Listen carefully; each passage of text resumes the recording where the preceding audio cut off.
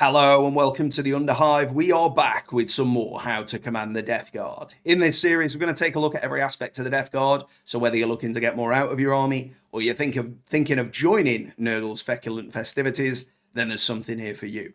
In this episode, we're going to take a look at another Wombo combo that I'm titling the Unbroken Anvil. Namely because it includes 10 Blight Lords, though you don't have to use 10. But they, of course, are a key Anvil unit of any Death Guard list that they take part of.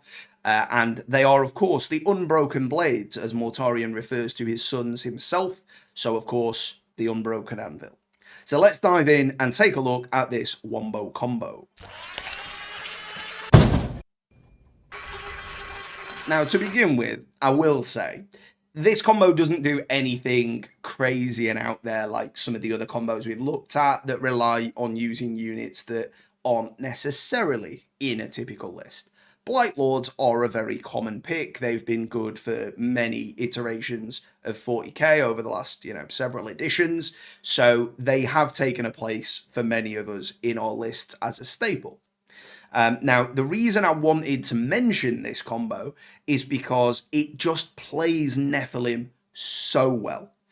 If you're taking Fleeing Vectors, it's going to help you score points both on your turn, whether you're taking ranged plague weapons or you're just taking bolters and you use virulent rounds to chip down more of a chaffy infantry unit, or whether they're coming into you to try and get on the objective that these guys are stood on. They've all got plague weapons in melee.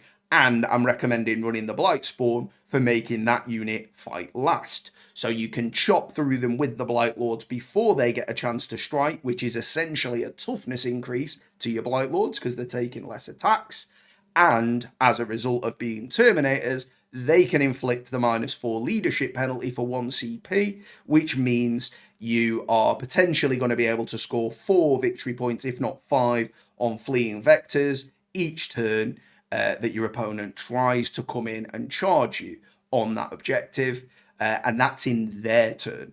So even if you don't go out of your way to score Fleeing Vectors on your own turn, if they continue to throw models at you onto that objective to try and take it from you, or at least stop you scoring primary points on it, then they're playing into your hands for Fleeing Vectors. And they are at least able to score Spread the Sickness for you if you'd like to. Because they are a core infantry unit with obsec, so it will complete. If they haven't got a great target that turn, you're not planning to move them off the objective, you can just pop that on the central objective, and that's 4 victory points in the bank. So, with that being said, let's take a look at what I'm suggesting for this combo. So I'm suggesting a squad of 10 Blight Lords. You don't have to go to 10, you can have anywhere between 5 and 10. So if you're short on that last few bit of points, you can cut a few models, and it's probably not going to hurt you too much. But of course, we are talking about buffing the Blight Lords with spells, with stratagems, and with the supporting characters. So having a larger squad is often beneficial for those buffs because you're getting more out of each buff. So I'm suggesting 10 Blight Lords. I'm quoting this as no upgrades, but of course you can chuck a couple of flails in there for an additional 5 points each, a couple of Blight Launches in there for 5 points each. That's certainly worthwhile if you have the extra points to do it. So 400 points for just the base 10 Blight Lords. 1 Surgeon, Plague Surgeon at 75 points. 1 Foul Blight Spawn at 95 because I'm suggesting to upgrade with Viscous Death, so you can reroll the hits, and it's hitting at strength 8 on that sprayer, which is very, very nice for dealing with any infantry, really, but also tougher targets. It's got good AP and good damage, so leaning into that for an additional 5 points, I feel, is a no-brainer. And also with his specific relic, the Revolting Stench Vats, to give a 6-inch aura of you don't count as charging. So even if multiple units do charge in, you can make one of them fight last if he's within 3 inches of that unit, but the other one is fighting at the same time as the Blight Lords, so your opponent will pick all their other charging units first, and then you will get to attack with the Blight Lords either way before those units, unless they're Emperor's Children or somebody that's got fight first, in which case that's a little bit different. So for the most part, the Blight Spawn is helping keep the Blight Lords safer by forcing them to fight before the opponent that charged them. And I'm also lumping in the points cost of one caster here, just a Malignant Plague caster at 90 points with Miasma of Pestilence and Putrescent Vitality. Do remember, if there's something close by within 12 inch when he casts, if you cast above a 7, that's a mortal wound. So although it's not a damage dealing caster, you could have another caster in the list, they're not too expensive, but this guy is there to give out the buffs.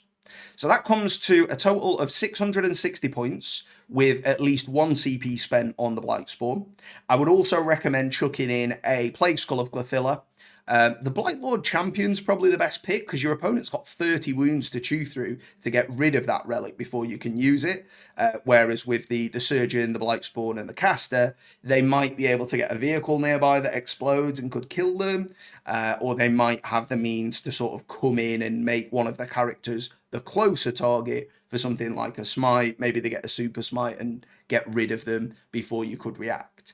So by having the Plague Skull on the Blightlords, you will most likely get to use it at some point because they are the unit that has OBSEC. They are the unit your opponent needs to clear off of the point.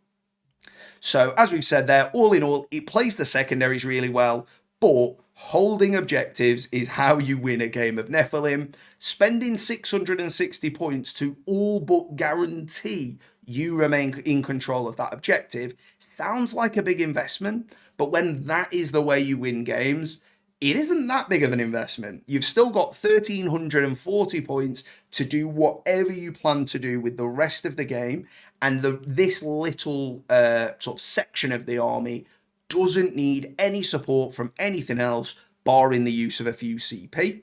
If you bring in a Tallyman throughout the rest of the list, you could have him in there as well, giving these guys +1 to hit, though they don't necessarily need it. You could have an Arch Contaminator in there on the Surgeon, giving them full rerolls to wound, which may be a reason then to take the Swords and Flails, bringing them up to Strength 6 with the Putrescent Vitality cast. Even against sort of light of infantry, they're going to be re-rolling on, 2s re-rolling 1s, so you don't need Arch Contaminator there. But again, something tougher, more elite infantry, enemy Terminators perhaps, you're going to want to push through as much as you can, so those extra rerolls could be relevant for you. And it's also nice to have as redundancy for if you don't get the Putrescent Vitality off that turn and you're only hitting on wounding on Strength 5. So all round, a couple of decisions there, whether you want the axes, whether you want the flails, whether you want the swords, whether you want Arch Contaminator. But again, all in all, that's going to cost you an additional CP if you want the Arch Contaminator, and maybe an additional 20 points or so if you want the upgrades. So again, I don't feel that this is breaking the bank for forcing the opponent to come and deal with these units that are very, very difficult to deal with as far as infantry goes. So we've got 10 OBSEC models on the point, as well as 3 characters that offer some great support. They're on a 2-up save, very possibly able to touch into a ruin on that central objective and get a 2-up save with Armour of Contempt and some light cover, meaning even some horrendous AP might only put them on a 3-up save, if not the 4-up invuln there. They're -1 damage, all of these guys, so even if your opponent's firing 3 damage weapons, they're not killing a Blightlord per hit. And even on things like D6s, they need to roll at least a 4 to be able to kill a Terminator, which isn't that likely. I'd be willing to play those odds a lot of the time. And the Blightlord, the Surgeon in there is giving them that 6-up feel no pain. So even if they do eat a 4 damage shot that goes down to 3, they've got a reasonable chance to ignore one of those wounds and ultimately survive for the Plague Surgeon on your turn to attempt to heal them back up to full. If what you're going for is just to make sure that this blob is self-sufficient, doesn't really need any interaction from you besides picking a target, denying them as fighting first and things like that with the Foul Blightspawn, and then lumping all the attacks into him with the Blightlords, it's a very low maintenance gambit. Claiming your 2 backfield objectives is fairly easy as Death Guard. You've got numerous OBSEC bodies in the form of a large squad of Poxwalkers. Yes, they're not that difficult to chew through, but if you don't completely remove them, 1 CP to bring up to 7 of them back is very, very nice. Always worth a consideration in the command phase if you've got some Poxwalkers that are damaged. Again, if we're going with smaller squads of Plague Marines, 3-up save and Armour of Contempt means they're going to have a good chance against most weapons. And again, things like melters and stuff into them, yes, it gives them very little of a save, but you've got the chance to survive it because you're -1 damage, so a 1 or a 2 doesn't kill a Marine. But also, if your opponent's throwing melter shots into your Marines when you've got this big blob of Terminators in the middle, you're probably okay with that. Whilst this does nothing really out there, it's really just playing the game the way Death Guard datasheets are built to play the game. I did think it was worth mentioning just because this little setup, 13 models for 660 points and a couple of CP, it leaves you the flexibility to do whatever else you want with the list, but it allows you to almost play Nephilim as a no-brainer and put all your mental effort into whatever else you want to achieve in the game, whether it's really going out there and pushing your opponent back into their deployment zone, or whether it's letting them come to you and countercharging with things like drones or Death Shroud or something, whatever it might be. Thank you so much for watching, and I will see you next time in the Underhive.